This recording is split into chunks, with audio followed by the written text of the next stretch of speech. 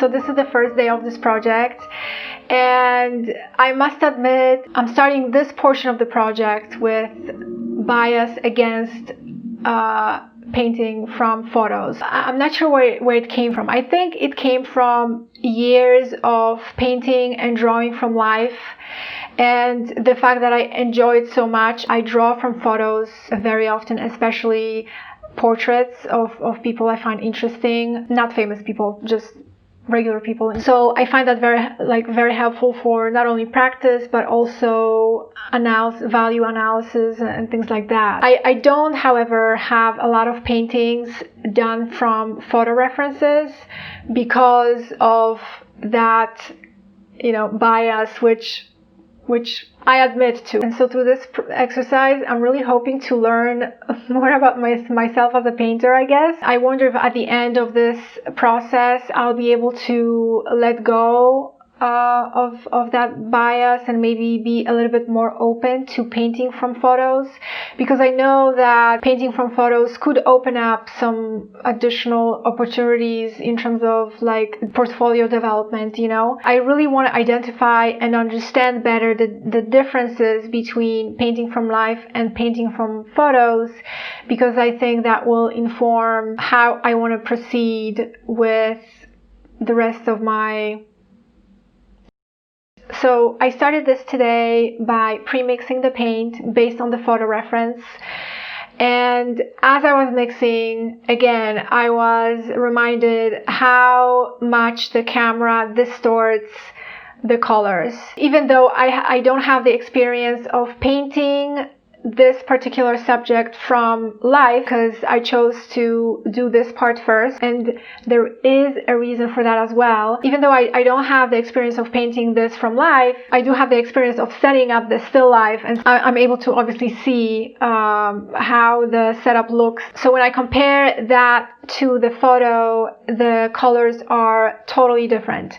And so that's the main thing that always turns me off. It's the colors. It also distorts sort the values, but I'll get into that later. And going back to the point about starting with the photo reference first, I decided to start with the reference photo first because I didn't want to accidentally use information that I see in real life onto this painting, which is meant to be done from photo reference only. I want my analysis at the end to be free of this type of accidents. I wanted the experience of painting from the photo to be just the photo. I did not want to refer to any information stored in my head, after painting the thing from life. So that's why I decided to approach the photo first and then do the painting from life. So going back to the paint mixing process, as I was mixing the paint and I was, trying to match the colors on my palette to what I see on the photo, I couldn't stop thinking about how different those colors are and how unrealistic they are and artificial. These are really strong words, I know.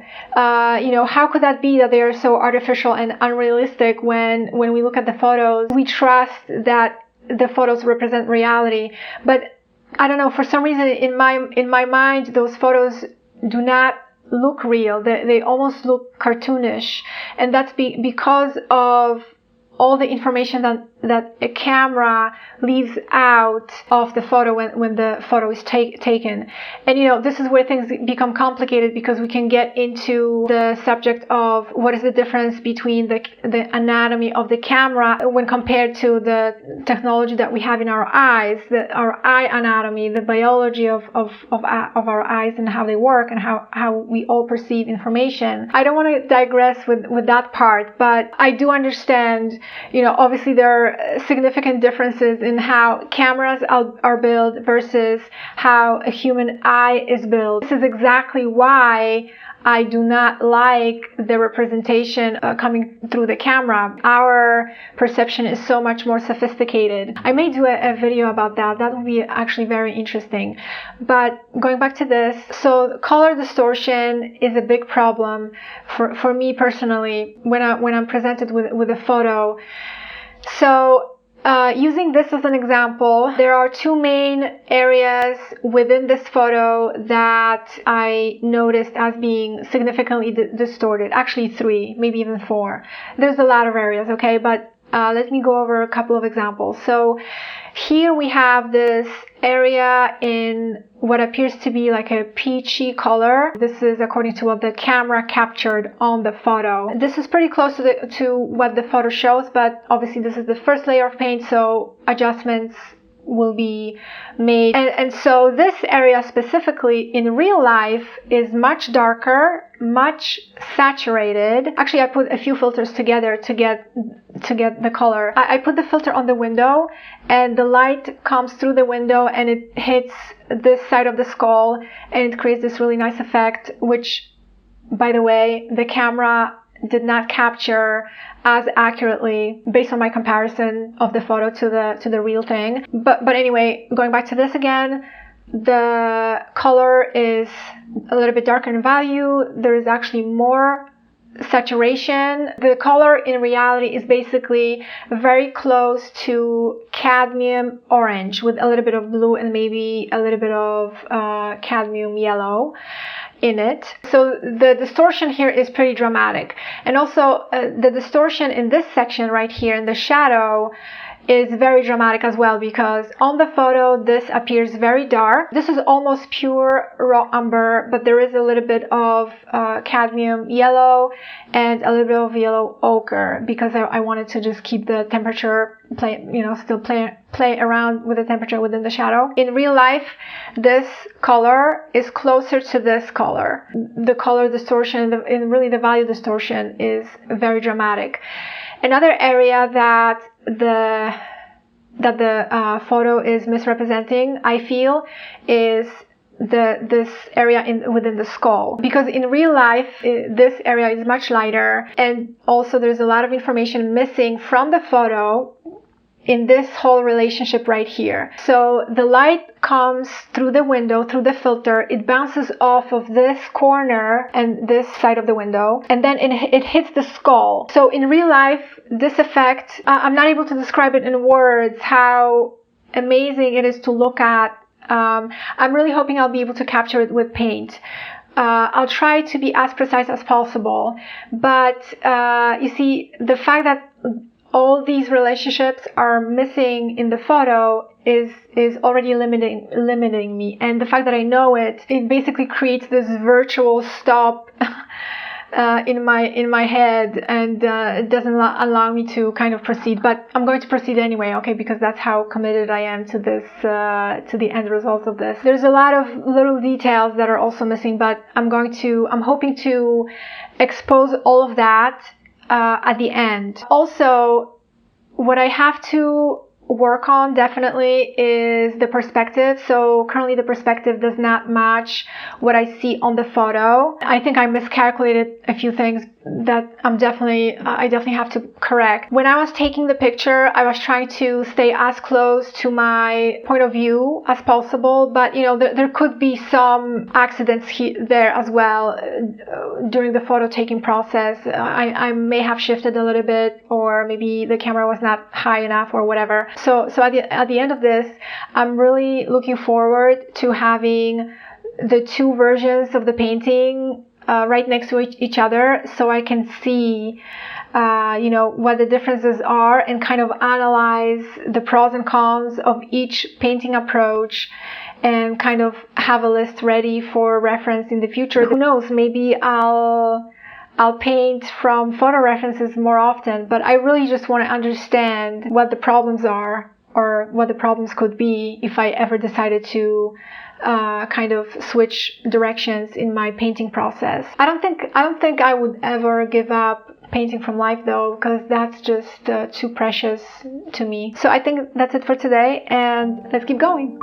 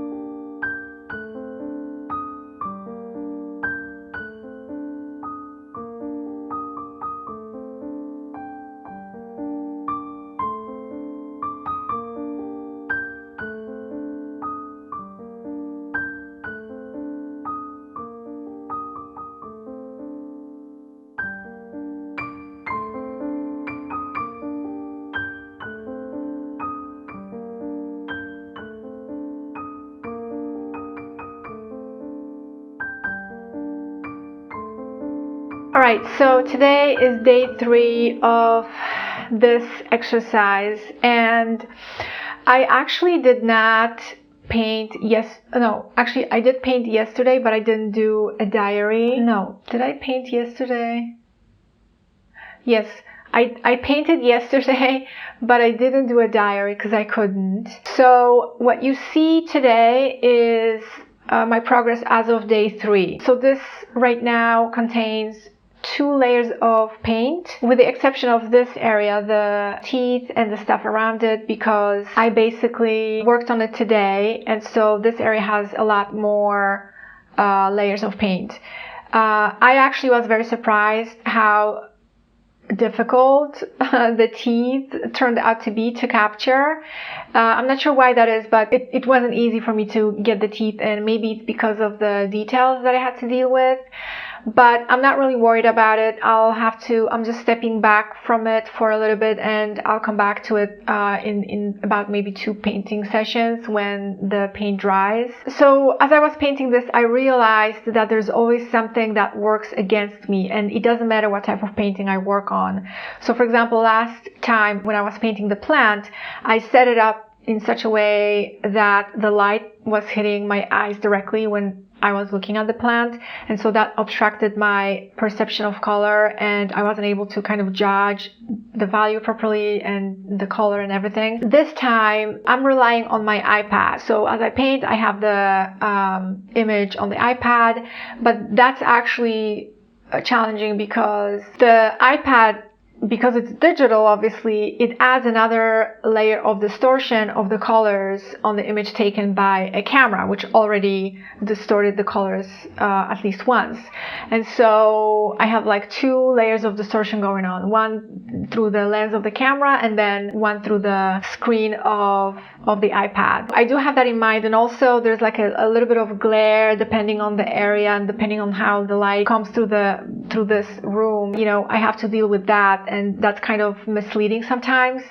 So I have to keep an eye on that always. So that's just very annoying. It's not something I cannot overcome. I'll definitely get over it and do what I need to do to finish this. And also another thing is, I know that when I look at the same picture on different devices, they appear differently, at least to my eyes. I'm not sure if you have ever experienced this. You know, I can have a picture and look at it on my phone or my iPad on the computer, and the picture looks totally different. This is also something that's on my mind. Even if I printed the picture, that would also add another layer of distortion in terms of color and value and everything. I'm realizing there's no ideal solution here, so distortion is definitely a problem. Overall, I'm really happy with the progress, and I'm really hoping to have this done within the next couple of days. There are some effects that the camera captured, so I'm going to also work on that detail in the next couple of days. But so far so good. I'm happy with the progress, and let's keep going.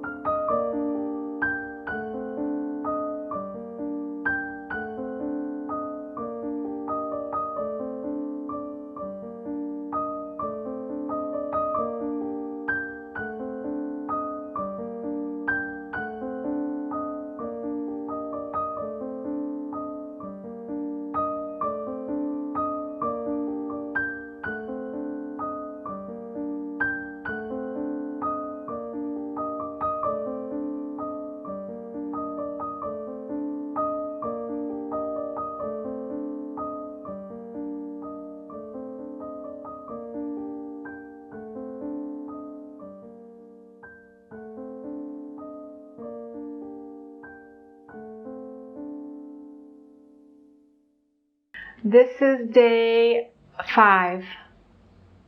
And again, I did not do a diary yesterday, but I did paint.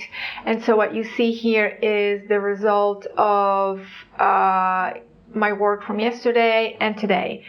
So yesterday I did a fresh mix of paint and I worked on the skull. I really wanted to make sure that my mix from yesterday was as detailed as possible, and that's because I wanted to make sure that there are no edge issues on the darker side of the skull. So I noticed that usually, at least for me, it's more difficult to get the edge balance within the dark side of the form. So I think I spent like half an hour mixing the paint before I actually started applying the paint yesterday.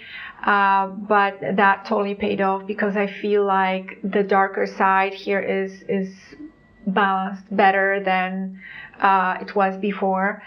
And obviously I worked on the lighter side as well. And today I worked on the background, and I do really like the effect that is created here. I especially like the edges like between the skull and all these colors here and the way they meet. That's what I read from the picture, and that's what I was trying to copy from the picture. The only thing is that I think I still have to adjust this wall a little bit because there are some issues here I'm seeing. I don't know, I have to maybe blend things a little bit better up here. Again, I'm having issues with the camera because this camera distorts what I see in real life when I look at this painting. These effects that I'm trying to describe look much different actually when I look at the painting in real life. So that's my main issue with the digital representation of paintings in general. I do have to work on the teeth and fix some of the issues I wasn't able to address last time I worked on them. So I'll do that tomorrow. But overall, this painting contains 3 layers of paint right now, and I did realize I need 3 layers of paint to complete a painting, and regardless of its size. And if there is layer 4, it's just because there are some things that I need to adjust. I'm going to adjust these sharp edges because I feel like they are too sharp. So here and here and maybe here as well. So layer 4 is usually to adjust imperfections or things I feel are out of balance. But as soon as I do that, I'll be done and I'll be able to move on to painting this from life. And I'm really looking forward to painting this from life. I can't wait till I'm able to actually put these 2 paintings next to each other and just read what the problems are, what the pros and cons are of each approach, and kind of just learn from both versions of the paintings. One thing I realized is that this painting is actually larger than the life size, and I was trying to figure out why that is, and I think it's because when I started, I zoomed in on my iPad and to kind of see what's inside the nose, what type of colors exist in the nose. And so when I zoomed in, I think I left it that way, and I matched the rest of the shapes proportionally to the nose. I mean, this is not a problem. It's just something that I realized. Usually when I paint from life, though, I keep the size 1:1. So I actually never do life paintings larger than life size. So in this case as well, when I do this from life, I will most likely keep it 1:1. So the end result is going to be that the life painting is going to be smaller than this. Also, one more thing related to the size is that when I was cutting the canvas for this, I wanted to make sure that I don't run out of the space. I tend to actually cut not enough usually, and so then I have to either glue additional canvas or do something to get more space in my painting zone. But I really want to kind of step away from that because that creates different types of issues. So this time I just cut more canvas, I had more space, and once I'm done, I'm going to cut off the white edges so that they're not distracting, because right now they do distract. I may have to wait for the paint to dry though, because it may be too messy. So I think that's it, and I think I already mentioned the fact that I'm really looking forward to doing this from life. So let's keep going.